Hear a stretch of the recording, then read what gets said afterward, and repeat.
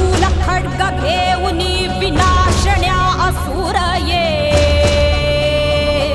बनून रौद्रकामिनी प्रकाशण्या तिमिर ये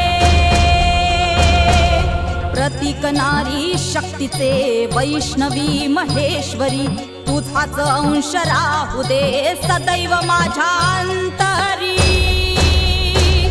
आई अंबे